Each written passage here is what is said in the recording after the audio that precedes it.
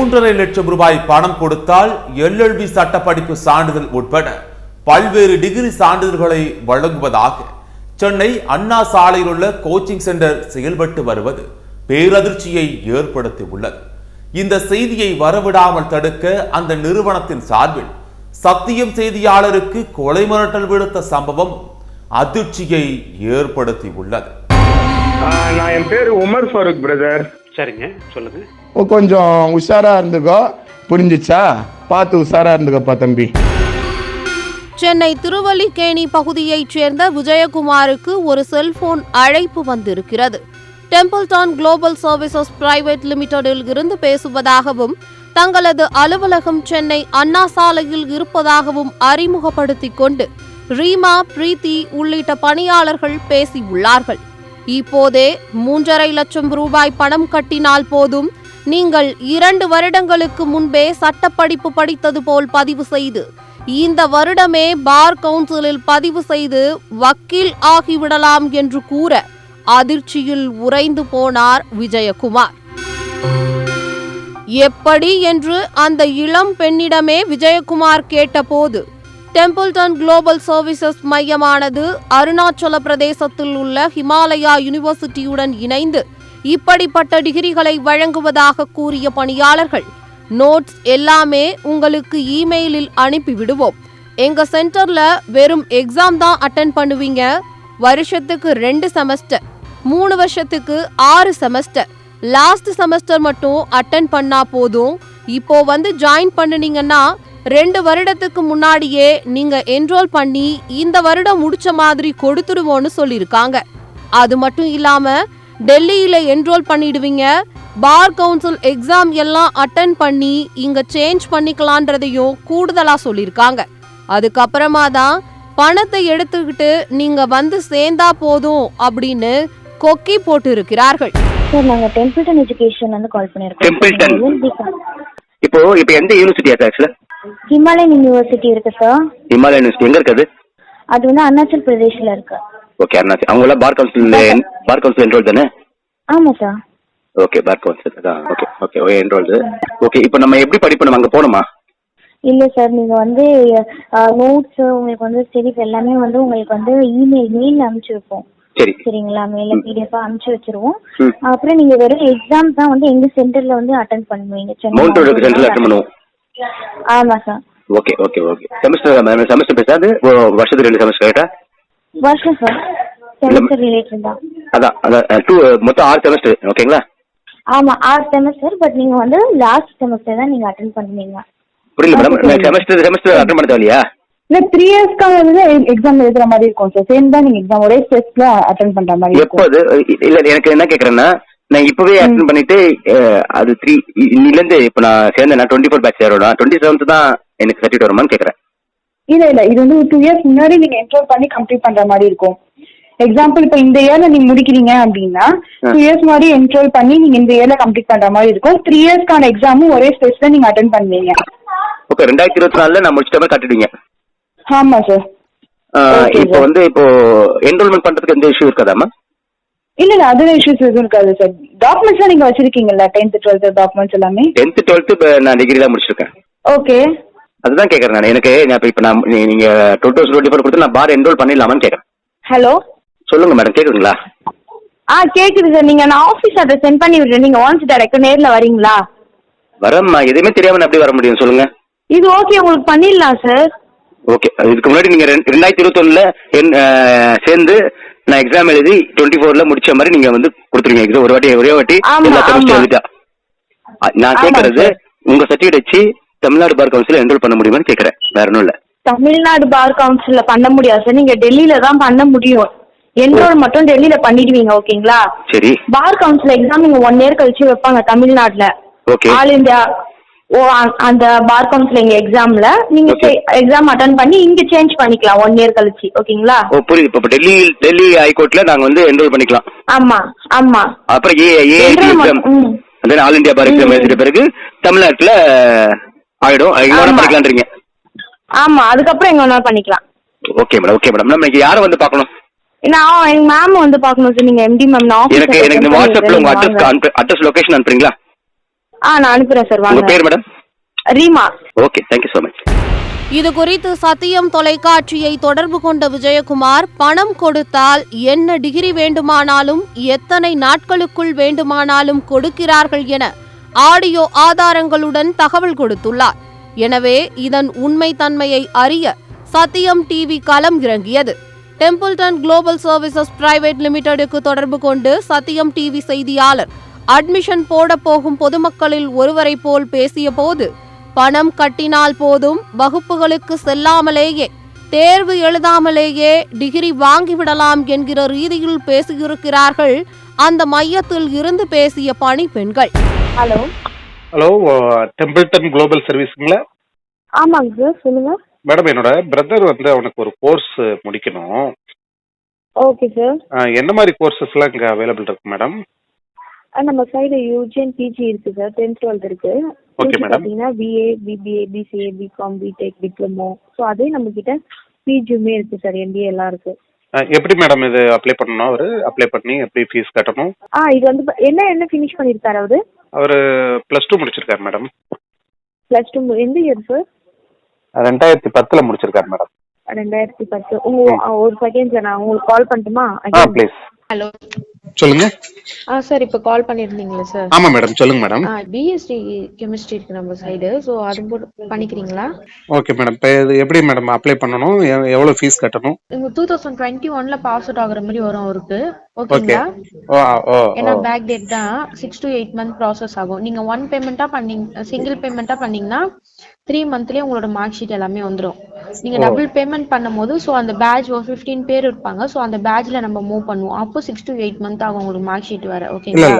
அதாவது சிங்கிள் பேமெண்ட்னா எவ்வளவு மேடம்? நம்ம அதுதான் பிஎஸ்சி கெமிஸ்ட்ரிக்கு பாத்தீங்கன்னா உங்களுக்கு 1,20,000 வருது சார். பிளஸ் 10,500 1,30,000 வருது உங்களுக்கு. 1,30,000 நம்ம வந்து பிஎஸ்சி கெமிஸ்ட்ரிக்கு யூஜிக்கு பே பண்ணணும்.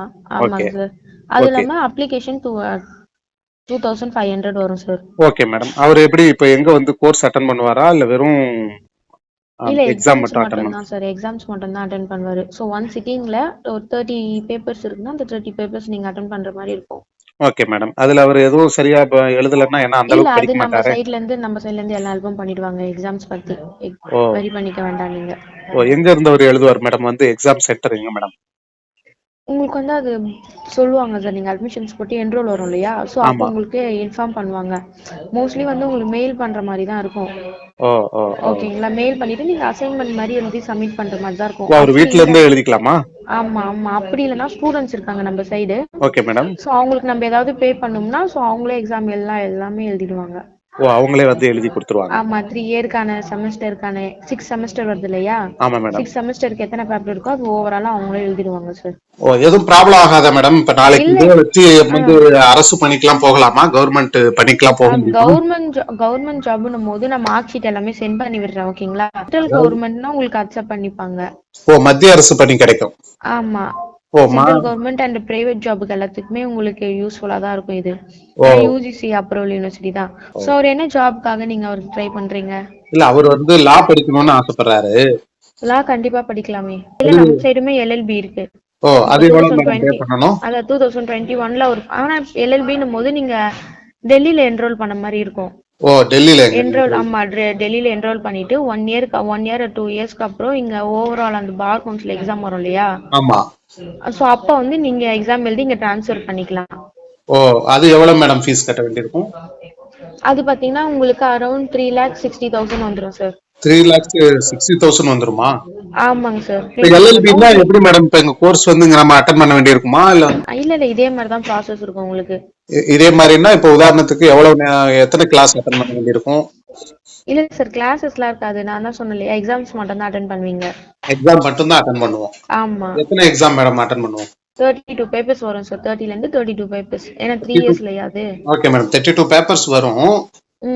நான் எத்தனை செமஸ்டர் வந்து அட்டெண்ட் பண்ண வேண்டியிருக்கும்? நான் வந்து எத்தனை எக்ஸாம் வந்து அட்டெண்ட் பண்ண வேண்டியிருக்கும் மேடம்? அதுதான் சார் 3 இயர்க்கான அந்த 6 செமஸ்டருமே நீங்க அட்டெண்ட் பண்ணுவீங்க. அதுதான் 30 பேப்பர்ஸ் உங்களுக்கு. 32 பேப்பர்ஸ் வரும் உங்களுக்கு. அது நாளைக்கு எதுவும் பிரச்சனை வராதா மேடம்? அட்வொகேட் பார் கவுன்சில் வந்து எதுவும் பிரச்சனை? அதுதான் சொல்றேன். அதுதான் டெல்லியில ரெஜிஸ்ட்ரேஷன் பண்ணுவீங்க சார். ஓகே. அதுக்கப்புறம் நீங்க இங்க வந்து அவர் பிராக்டிஸ் பண்ண போறாரா? பிராக்டிஸ் பண்ணணும். பண்ணாதானே நாளைக்கு வர முடியும். Okay okay sir, okay. ஒரு செகண்ட் இருங்க. அதாவது 3.5 லட்சம் ரூபாய் பணம் கட்டினால் போதும், வகுப்பு அட்டெண்ட் செய்யவே தேவையில்லை. கடைசி செமஸ்டர் தேர்வை அவர்களே ஆட்களை வைத்து தேர்வையும் எழுதிவிடுவதாகவும் கூறியதுதான் அதிர்ச்சியின் உச்சம். இதை மேலும் உறுதிப்படுத்திக் கொள்ள Templeton global services private limited நிறுவனத்தின் மேனேஜிங் டைரக்டர் ஷீலாவிடம் பேசிய போது முறைகேடான சட்டப்படிப்பு சான்றிதழ்கள் வழங்குவது உறுதியானது. Hello hello, Templeton managing director Sheela மேடம்ங்களா? ஆமா சார். நீங்க? வணக்கம் மேடம், என் பேர் வந்து சுரேஷ்குமார் மேடம். சொல்லுங்க சார். நம்ம இன்ஸ்டிடியூஷன்ல வந்து கோர்ஸுக்காக நான் வந்து பேசியிருந்தேன் மேடம். சரி, உங்களுக்கு முடிச்ச மாதிரி பண்ணணுமா இல்ல போய் பண்ணணுமா? ரெகுலர் காலேஜ்ல போய் படிக்கணுமா? இல்ல நீங்க எப்படி மேடம், எப்படி கொடுப்பீங்க மேடம்? சார், நாங்க வந்து எல்லாமே வந்து ஃபுல் எஜுகேஷன்னா நீங்க ஆந்திரால தான் அட்மிஷன்ஸ் போட்டுக்கணும். Okay madam. எக்ஸாம் மட்டும் போய் அட்டென்ட் பண்ணிக்கோங்க. Okay madam. அட்டெண்டன்ஸ் அட்ஜஸ்ட் பண்ணுவாங்க, அதுக்கு தனி சார்ஜ் பண்ணுவாங்க. சரிங்களா? சரிங்க மேடம். அதுதான். பிஏ எல்எல்பி போட போறீங்களா, பிபிஏ எல்எல்பி பண்ண போறீங்களா, எந்த சப்ஜெக்ட் உங்களுக்கு ஓகே அப்படின்னு நீங்க சொல்லுங்க. பிபிஏ எல்எல்பி எடுத்துக்கலாம் மேடம். பிபிஏ எல்எல்பினா வருஷத்துக்கு உங்களுக்கு 45,000 ஃபீஸ் வரும் சார். ஒரு வருஷத்துக்கு 45,000. ஒரு வருஷத்துக்கு 45,000 ஃபீஸ். 3 வருஷத்துக்கு என்ன ஆச்சு கணக்கு போடுங்க. 1,20,000, 1,30,000, 35,000 வருங்க. ஆமா மேடம். 1,35,000 வருதா? ஆமா மேடம். ரிஜிஸ்ட்ரேஷன் ஃபீஸ் வந்து 2,500 வருங்க. Okay madam. அப்புறம் டிகிரி ப்ரொவிஷனல் ஃபீஸ் 17,500 வருங்க. Okay madam. இதுதான் ஒரு பிபிஏ கோர்ஸ்க்கான ஃபீஸ் ஸ்ட்ரக்சர். Okay madam. இதுல நீங்க என்ன நெகோஷியேட் பண்ணுவீங்க அப்படின்னு கேட்டா ஒரு 10,000 ரூபாய் என்னால கம்மி பண்ண முடியுங்க. சரிங்க மேடம். சரிங்க மேடம். அவ்வளவுதான் என்னால பண்ண முடியும். வேணா போயிட்டு அட்மிஷன்ஸ் போட்டுருங்க. சரிங்க மேடம். பிபிஏ. எத்தனை எக்ஸாம் மேடம் அவர் அட்டெண்ட் பண்ண வேண்டியிருக்கும் இங்க? சார், லாஸ்ட் இயர் எக்ஸாம் மட்டும் அட்டென்ட் பண்ணியே ஆகணும் கண்டிப்பா. எல்லாம் எனக்கு ஃபுல் சப்ஜெக்ட் உடைய எக்ஸாம் எழுதியே ஆகணும். அது நீங்க காலேஜ், நீங்க எங்க இன்ஸ்டிடியூஷனுக்கு போங்க, அவங்க சொல்லுவாங்க ஓகே மேடம் எப்படி பண்ணணும் என்ன பண்ணணும்னு. சோ ரெஜிஸ்ட்ரேஷன் இங்கே பண்ணிக்கலாமா மேடம்? தமிழ்நாடு பார் கவுன்சில்லே அவர் எல்எல்பி முடிச்சிட்டு பண்ணிக்கலாம் சார். இங்க பாருங்க, நார்த்ல நீங்க பண்ணும்போது எதுவுமே நீங்க ஆந்திரால எல்எல்பி பண்ணீங்கன்னா கூட தமிழ்நாட்டுல ரெஜிஸ்ட்ரேஷன் பண்ண முடியாது. Okay madam. ஓ ஓ ஓ நீங்க எல்எல்பி பண்ணணும் அப்படின்னா, பார் கவுன்சில் ரெஜிஸ்ட்ரேஷன் பண்ணணும் அப்படின்னா டெல்லியோ மும்பையோ தான் பண்ண முடியும். அதுக்கு தனி சார்ஜ் வரும். முதல்ல நீங்க பிபிஏ முடிங்க, அப்புறம் எல்எல்பி பண்ணீங்க. அதுக்கு இந்த பிபிஏ முடிக்கிறதுக்கு 6 மந்த் ஆகும். எல்எல்பி முடிக்கிறதுக்கு உங்களுக்கு எனக்கு கரெக்டா 10th 12th பாஸ்ட் அவுட் சொல்லுங்க சார். அப்பதான் நான் இயர் வைஸா சொல்ல முடியும். எனக்கு 12th பாஸ்ட் அவுட் சொன்னீங்கன்னா அதுல இருந்து அப்படியே கண்டினியூ பண்ணி முடிச்ச மாதிரி நம்ம பண்ணிக்கலாம். அப்படியே பண்ணிக்கலாம். அது 1 இயர்ல முடிச்சலாம்ல மேடம்? ரெண்டுமே ஒரு வருஷம் ஆயிடும் சார் கண்டிப்பா. ஆனா என்னன்னா மேடம், எல்எல்பி படிக்கணும்னு தான் தம்பி ஆசைப்படுறாரு. ஏன்னா ரெகுலரா போனா அட்டெண்டன்ஸ் இருந்தா மட்டும்தான் பார் கவுன்சில்ல வந்து சார் அது எல்லாத்துக்கும் தான் சேர்த்து நம்ம பண்ண போறோம். அது எல்லாத்துக்கும் சேர்த்து அட்டெண்டன்ஸ் எல்லாம் இல்லாம உங்களுக்கு பார் கவுன்சில் ரெஜிஸ்ட்ரேஷனே பண்ண மாட்டாங்க. அதெல்லாம் வாங்கி தர்றது என்னுடைய பொறுப்பு. Okay madam. Okay madam. மேலும் சத்தியம் தொலைக்காட்சியில் இருந்து பேசுவதாகவும் முறைகேடான சான்றிதழ்களை ஏன் வழங்குகிறீர்கள் என விளக்கம் கேட்டபோது முறையான விளக்கத்தை கொடுக்க மறுத்துவிட்டார் மேனேஜிங் டைரக்டர் ஷீலா. வணக்கம், டெம்பிள்டன் சர்வீஸ் ஷீலா மேடம்ங்களா, மேனேஜிங் டைரக்டர்? ஆமா ஆமா, சொல்லுங்க சார். வணக்கம் மேடம், நான் சத்தியம் தொலைக்காட்சியில இருந்து ரிப்போர்ட்டர் பேசுறேன் மேடம். வணக்கம் மேடம். மேடம், இப்போ நம்ம இன்ஸ்டிடியூஷன்ல வந்து நிறைய வந்து கோர்ஸுகள் வந்து பணம் கொடுத்தா எப்போ வேணாலும் கோர்ஸ், அதாவது டிகிரி கொடுக்கறதா ஒரு புகார் வந்திருக்கு சார். நாங்க அந்த மாதிரி எல்லாம் பண்றது இல்ல சார்.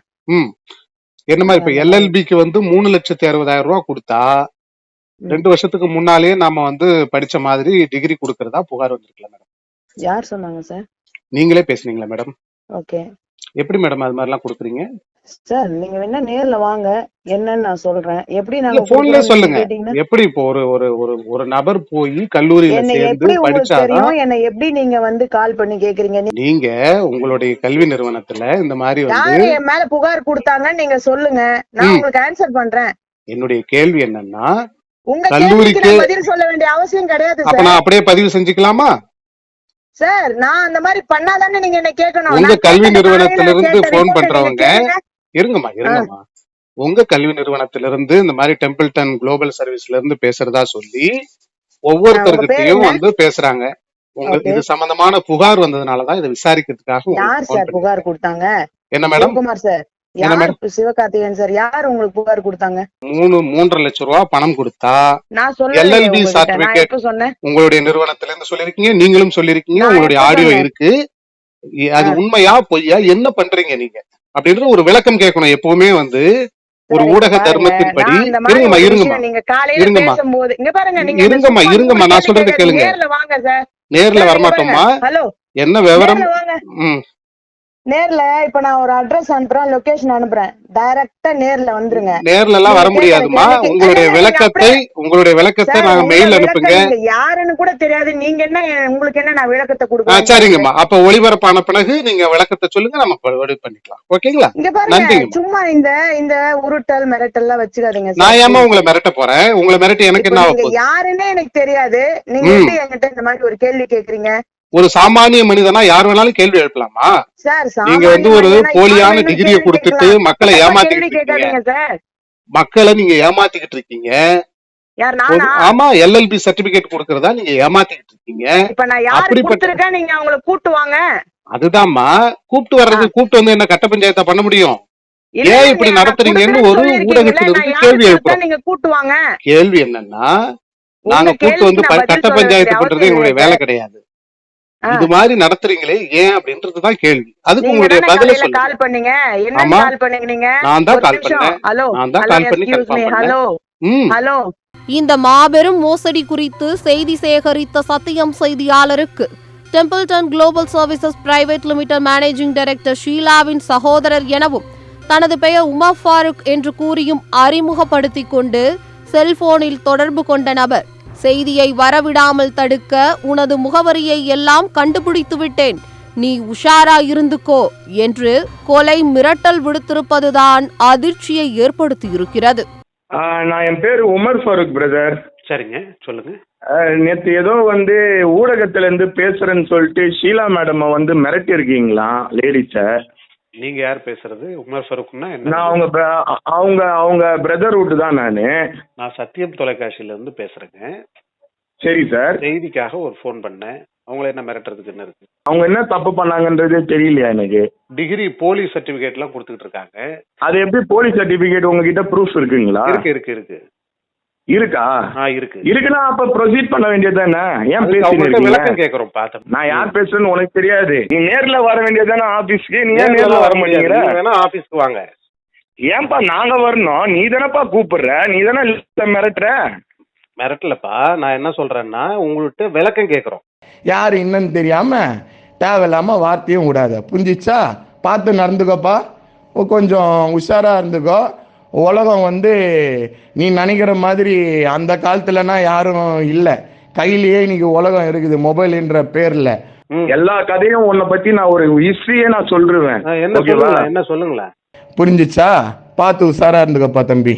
இந்த நிலையில் கொலை மிரட்டல் விடுத்த Templeton global services private limited managing director Sheela மீதும் அவரது சகோதரர் மீதும் காவல்துறை ஆணையர் மற்றும் ராயபுரம் காவல் நிலையத்தில் சத்தியம் தொலைக்காட்சி சார்பாக புகார் கொடுக்கப்பட்டிருக்கிறது. இந்த நிலையில் தமிழ்நாடு புதுச்சேரி பார் கவுன்சில் தலைவர் அமல்ராஜிடம் சத்தியம் டிவி செய்தியாளர் பேசிய போது, சட்ட கல்வி என்பது நேரடியாக ஒரு கல்லூரியில் சேர்ந்து வகுப்புகளை அட்டன் செய்து படிக்க வேண்டும், தேர்வு எழுதி தேர்ச்சி பெற வேண்டும், அதை மட்டும்தான் தமிழ்நாடு புதுச்சேரி பார் கவுன்சிலில் பதிவு செய்ய முடியும். டெம்பிள்டன் குளோபல் சர்வீசஸ் போன்று டிகிரிகளை கொடுத்தால் அது குறித்து காவல்துறை ஆணையருக்கு தமிழ்நாடு புதுச்சேரி பார் கவுன்சில் புகார் கொடுத்து நடவடிக்கை எடுக்கப்படும் என்றும் எச்சரித்தார். சார், சட்டப்படிப்பு அது மாதிரிலாம் வந்து பர்ச்சேஸ்டு டிகிரி வாங்க முடியாது சார். Okay sir. அப்படி வாங்கினா அது வந்து பெரிய தப்பு சார். டெஃபினட்டா அந்த கன்சர்ன் அத்தாரிட்டி மேல பார் கவுன்சில் கம்ப்ளைண்ட் வந்து ஸ்ட்ரெயிட்டாவே கமிஷனர்ட்ட கொடுப்பேன் சார். சப்போஸ் 3 years LLBன்னு வச்சுக்கோங்க, 10th +2 டிகிரி, அதாவது ப்ரீலா டிகிரி. Okay sir. அவங்க சப்போஸ் ஏதாவது யூனிவர்சிட்டியில ஒரு ப்ரீலா டிகிரி படிச்சிருந்தா, ஏன்னா 3 years படிச்சிருப்பாங்க. ஆமா சார். அங்க வெரிஃபிகேஷன் அனுப்பிச்சு அதுக்கப்புறம் லா காலேஜ்லயும் வெரிஃபிகேஷன் அனுப்புவோம். அது மட்டும் இல்லாம போலீஸ் வெரிஃபிகேஷனும் நம்ம ஸ்டேட்ல அனுப்புவோம். Okay sir. அந்த போலீஸ் வெரிஃபிகேஷன்ல வந்து அவங்க மேல எதனா கிரிமினல் ஆன்டிசிடென்ட் இருந்தா அதை நாங்க என்ரோல் பண்றது இல்ல.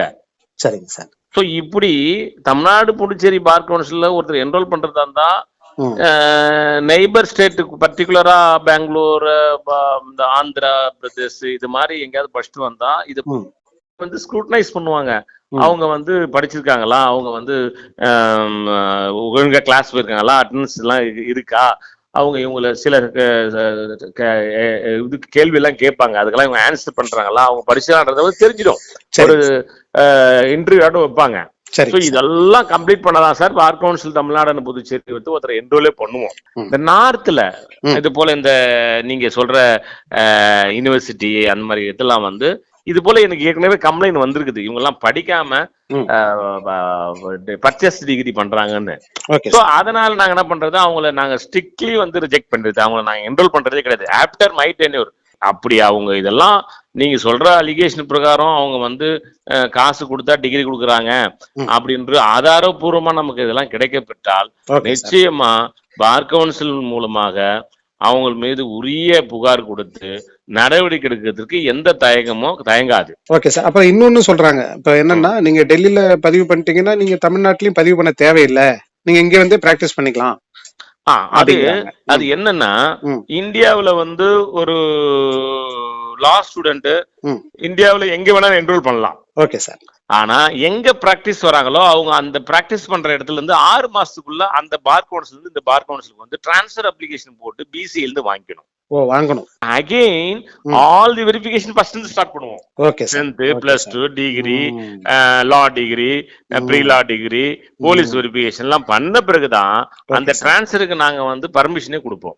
Okay sir. Okay sir. எங்களை பார் கவுன்சில் ஆஃப் இந்தியாவும் எங்களை அது போல கேட்டுதான் பண்ணுவாங்க. இது மாதிரி பிளைண்டா பண்ண மாட்டாங்க. எங்களுக்கு தப்புன்னு தெரிய வந்தா டெஃபினட்டா அவங்க மேல நடவடிக்கை எடுக்கிறதுக்கு பார் கவுன்சில் அனைத்து நடவடிக்கைகளும் எடுப்போம். Okay sir. இப்படி டெம்பிள்டன் குளோபல் சர்வீஸ் கொடுத்த டிகிரி சர்டிபிகேட்களை வாங்கி எத்தனை பேர் ஏமாந்தார்கள், எத்தனை பேர் இந்த சான்றிதழ் மூலம் அரசு பணிக்குள் நுழைந்தார்கள், வேறு எங்கெல்லாம் பணியில் இருக்கிறார்கள் என்பதெல்லாம் விசாரிக்கப்பட வேண்டும். சத்தியம் டிவி தற்போது அம்பலப்படுத்தியது இந்த ஒரு நிறுவனம்தான். இதே போன்று பணத்தை வாங்கிக் கொண்டு முறைகேடான டிகிரிகள் மற்றும் சட்டப்படிப்பு சான்றிதழ்களை கொடுக்கும் நிறுவனங்கள் எத்தனை உள்ளன என்பதையெல்லாம் காவல்துறையும் கல்வித்துறையும் விசாரணை செய்து களை எடுக்க வேண்டும் என்பதே பொதுமக்களின் வேண்டுகோளாக இருக்கிறது.